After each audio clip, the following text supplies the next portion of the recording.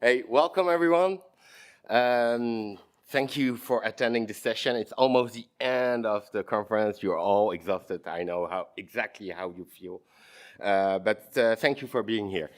So we will try in 25 minutes, and again, it's a really short timing, to show a bit how platform engineering can help you managing all those new projects that are completely infused by AI, okay?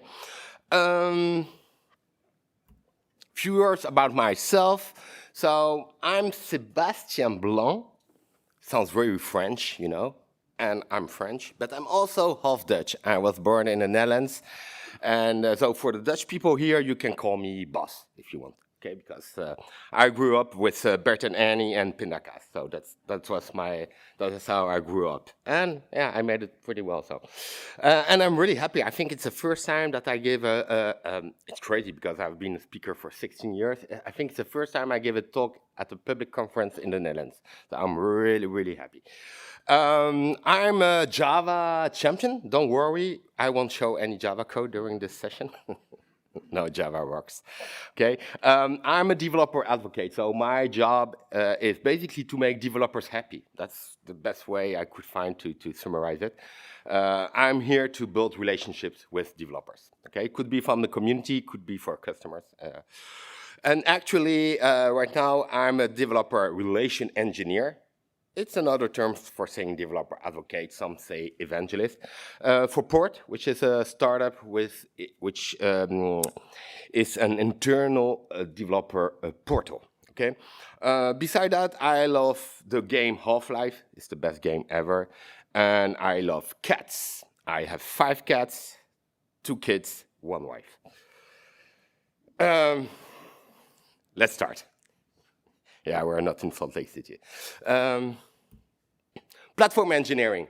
Let me remind you, because my title say, hey, how can we help AS Chaos with platform engineering? But I make here the assumption that not everyone know exactly what platform engineering is. Okay, you probably heard about it, like you heard about MCP this year, and you probably heard about platform engineering since 2 or 3 years. Okay, so I will try again. 25 minutes is really short. I try to explain you a little bit what platform engineering is, but for that I have to go to step back in the past, and I have to explain you all that happened in the IT for the 20 last years.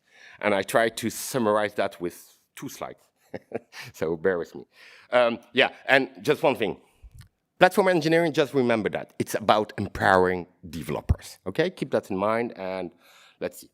But let's go back in 2004. I take my own example because 2004, that's when I started as a junior Java developer. I was working in the Netherlands for a bank, Aegon Bank, for those that knows. And basically what we were doing, we were a lot of people working on one single application, okay? The monolith. That's what you see on this side. And yeah, that was pretty okay because we were going in production maybe twice a year.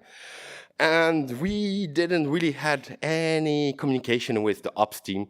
The only overlapping with the ops team was a shared Windows folder where we were putting our ER file once we got our build. That was more or less it. And an email, of course, saying, hey, could you put this in production? Hopefully everything go fine. It was on Friday, of course. And then we were spending the weekend with them.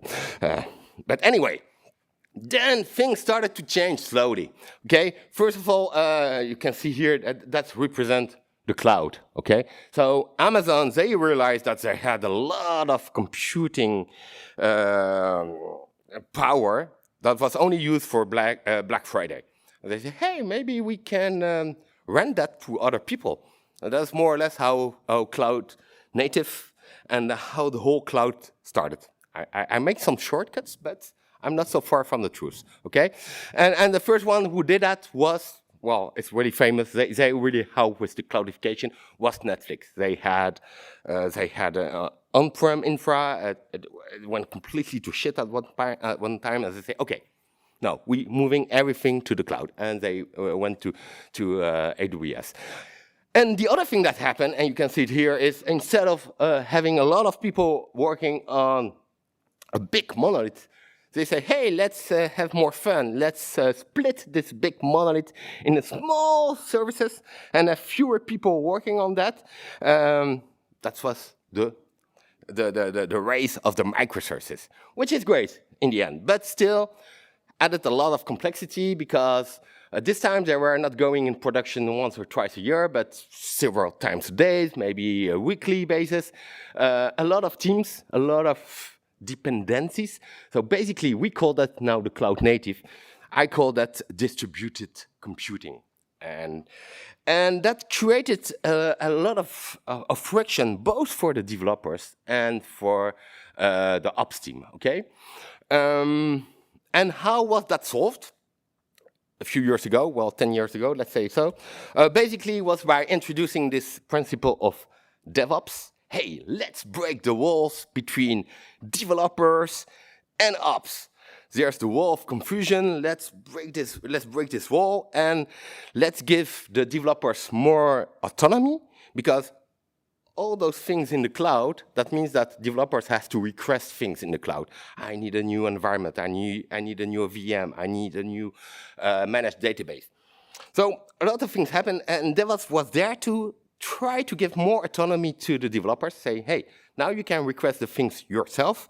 We are ops, but we will also develop all kinds of libraries to help you for elasticity, resiliency, observability. And again, Netflix was a pretty prominent actor in this space. They released a lot of libraries in the Java Spring Boot space. That's one of the reasons Spring Boot became so popular. That was on the methodology side.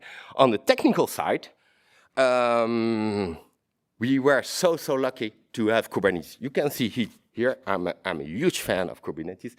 And that was really a game changer to make all these things happen, what you can see here, all those small things. Because, yeah, Kubernetes making sure to orchestrate all those workloads, to make sure it can scale. If one node goes down, well, it takes care of that. So that was great. That was super great. And you will see in a few minutes when I will start talking about platform engineering. I love Kubernetes for the orchestration part, of course, but I love Kubernetes even more for the other features that it can offer as a base platform. But I will come back on that in a few moments. Okay, so the result, we are now 10 years after that DevOps have been deployed. When I was a developer in 2004, the only thing I had to worry about was writing my Java code. Really, that was the only thing I had to do. Writing that and pushing that to CVS, yeah, because Git didn't exist back in the time. But that was my only matter. With all these changes, the cloudification, the microservices, a lot of things came on my plate as a developer. A lot of shift left, a lot of cognitive load. Had to know a lot of things beside knowing how to code my application. Okay, and let's start by this, and let me introduce now what AI is bringing in this cognitive load and how we would be able to solve that. Let me drink some water because I speak a lot.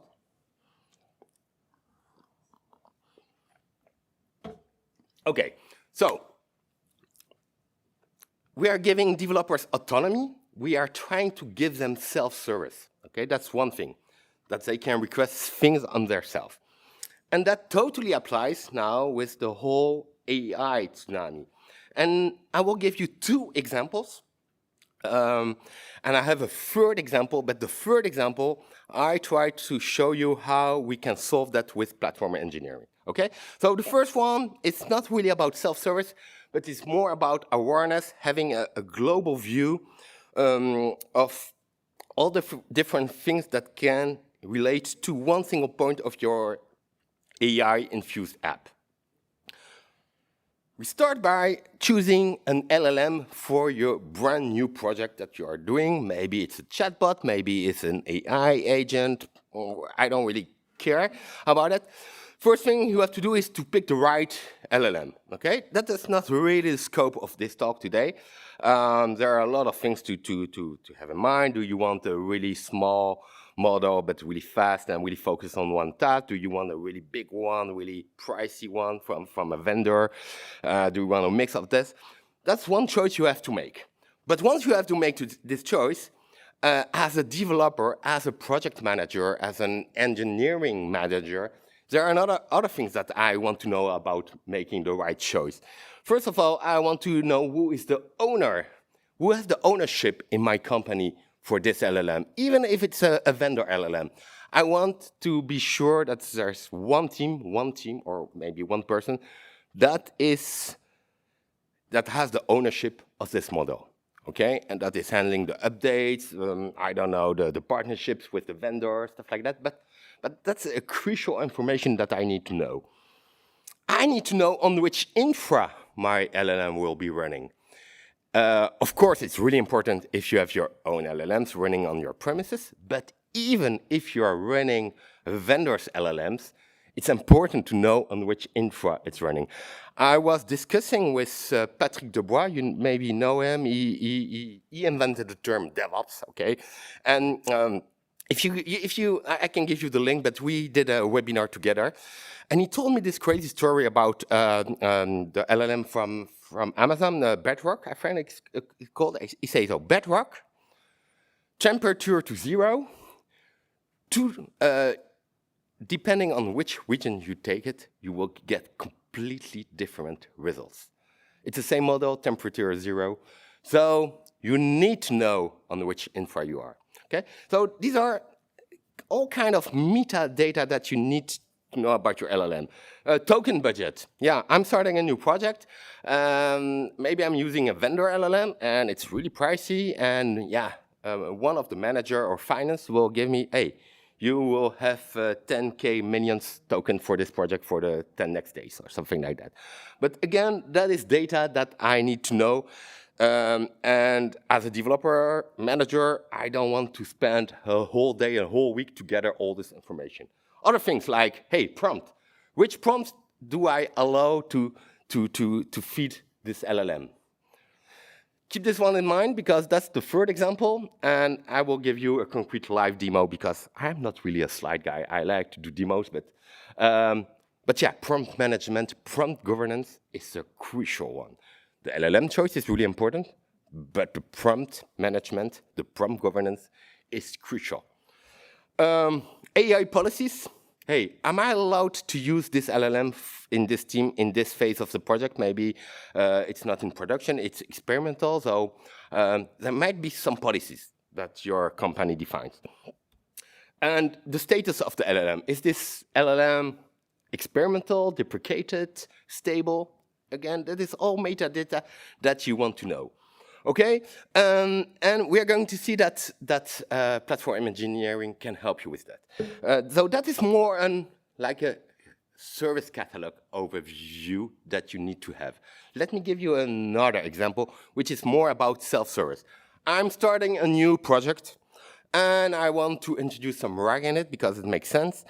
So I need to set up a complete RAG pipeline. First thing I need to do is pick a vector database. And there are a lot of them, okay? I can go for a PG Vector, that's my preferred one, Pinecone, VV8, whatever. I'm not really sure what my platform team, what my infra team really recommends. And maybe there are differences between, depending on which team I belong to, in which phase of my project I am. But that's just one thing. And then I have to pick an embedding model. Which one I'm going to pick? Am I allowed to use this one or not? Pick a chunking method. Yeah, maybe I can go for a fixed size. I don't really care. Maybe I need some overlap, and maybe I need a more advanced chunking method. And finally, what kind of similarity strategy I want. So all of this, we can offer that as self-service to a team that starts a project, and because we don't want to bother the ops team with tickets, hey, set me up a RAG pipeline. We want them to empower the developers, but at the same time, we want to streamline exactly what they can do or not, or at least to be opinionated. That is really important. Don't be restrictive, be opinionated. Keep that in mind. Restrictive, opinionated is two different things, really important in platform engineering. Okay, still keeping in. Wow, time is flying, so I got 9 minutes. So how concretely can we solve this? Okay, with platform engineering. The magic of platform engineering is providing you with an harmonized platform domain model. Things that doesn't belong together in the real world. So I will give you an example. I got a Kubernetes deployment, a Jira project, and a PagerDuty and an LLM. They all make sense for my project, but they all live in different places. My platform will gather all this information, consolidate that, aggregate it, and present that in a domain model which makes sense for my platform, okay? That is the most important thing that you have to remember about platform engineering, okay? I got here an example with old school, let's say, a Jira, GitHub approach, container registry. The same happens for any AI project, okay? Let's consolidate all those things. How can you do that? We will see that in a few seconds. But the other thing is offering self-service to your developers. And you can only do that if you have a good harmonized platform domain model. Once you get that, you can start building your self-service offering, which will streamline exactly what you as a platform team wants to allow to your developers to do, okay? And last thing, that's the second most important thing. You are going full into platform engineering. That means you are going to build a platform, an internal developer platform. Most important thing, once you get your model, well, it goes together, is that you have to treat your platform as a product. And like any other product, a product has a well-defined domain model. It's the same here, okay? Kubernetes again. How can you model this harmonized domain model? You can do it a homemade solution, okay? I'm a Java developer. I could create my whole, I could start drawing an UML representing my domain model of my platform and then writing my Java, POJOs, and then persisting that. Okay, that's one possibility. Be careful of that. I have a really opinionated view. If you're building your platform, you should have a base platform. And that base platform should always be Kubernetes, okay? Why is that? Kubernetes is really good in orchestrating workloads, etc., but it has another feature, and personally, that's my preferred feature. You can extend Kubernetes with any custom resource that you want. The concept of custom resource definition is a magic way of saying, hey, look, cluster, I get this new resource of the type, I don't know, request, a rec pipeline request, or maybe a prompt request. I want you to understand this type of resources. And you just apply that to your cluster, and then you can store, manage the life cycle of this domain model inside your Kubernetes cluster. You can even go even further. Just to give you an example, how does a custom resource definition look like? Here I get an example of a Postgres. I want to present a managed Postgres database, for instance. I can describe it exactly as I want. I just apply the CRD on my cluster. Now it can understand the resource of type Postgres. If you're interested about that, Google, no, not Google, go on YouTube, type KubeCon Salt Lake City CRDs. You will find a talk I give with Abby Bankster from Centasso at Salt Lake City, where we explain some of the base concept. And if you're lucky enough to go to Atlanta, I will give the follow-up talk showing how you can really create this harmonized data model with CRDs. Anyway, you can go further. CRD alone doesn't do anything in your cluster. You have to couple that with a custom controller that will act upon when you apply a CR, a custom resource on your cluster, something need to happen. You can do that with the operator pattern, okay? But you can also externalize that. It could be also an external tool checking that. 5 minutes, wow, that's really fast. Now, you know what? It's demo time. So If this is the first time that you heard about CRDs and stuff like that, it might sound a bit weird, but let me show you an example. I'm connected here to one of my clusters. I'm running just Minikube on my cluster, and I created a custom resource definition that represent a prompt, okay? So what I can do here is say, I can do, oh, no, sorry. I can say, hey, give me the prompts, because my cluster understands the concept of prompt. Why is that? It's because I created, and I will show you that, describe. I created a CRD that represents a prompt. So let's just take a quick look at the schema. I got arguments that I can pass to my template of a prompt. So it's based on the MCP prompt specification, by the way. Okay, I got a description, a name, but here I can give it an owner team. I can give it a status, which is an enum, stable, experimental, deprecated, okay?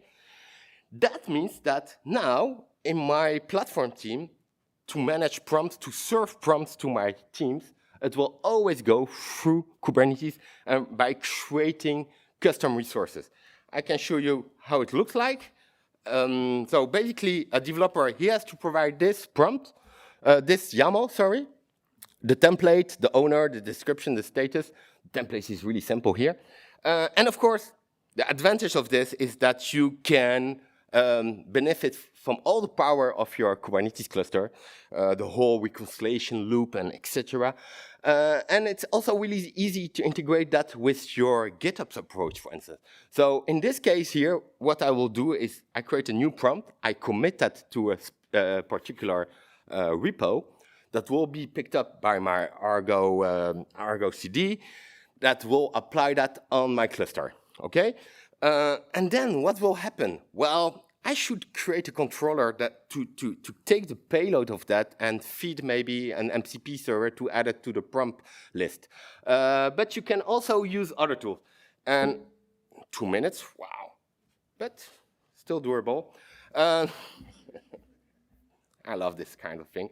That is, I'm really not here to push my product, but just to show you another approach is, if you're using an internal developer portal, it could be Backstage, okay? Here I'm showing you Port, which is the company I work for.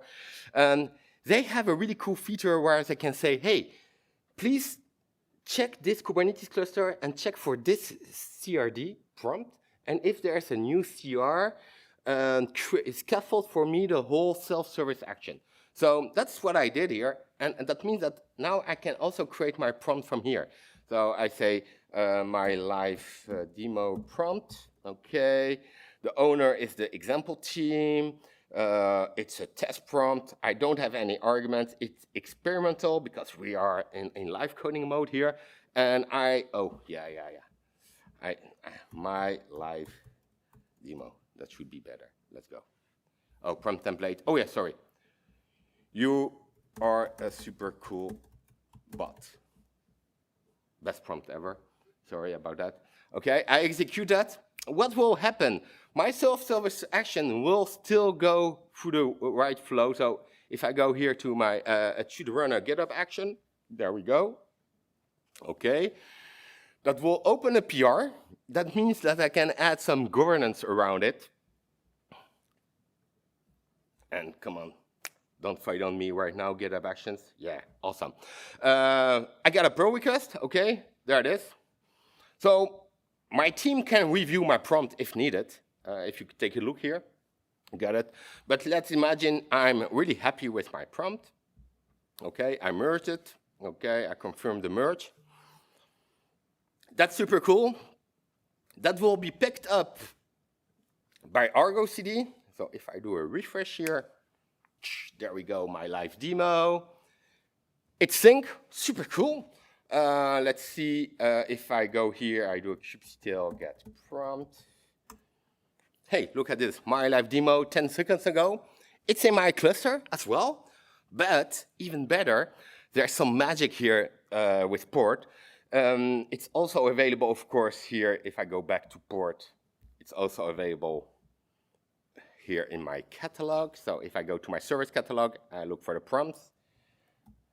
It should be there. I have a lot of prompts there, but I should have my live demo prompt. Cool, there it is.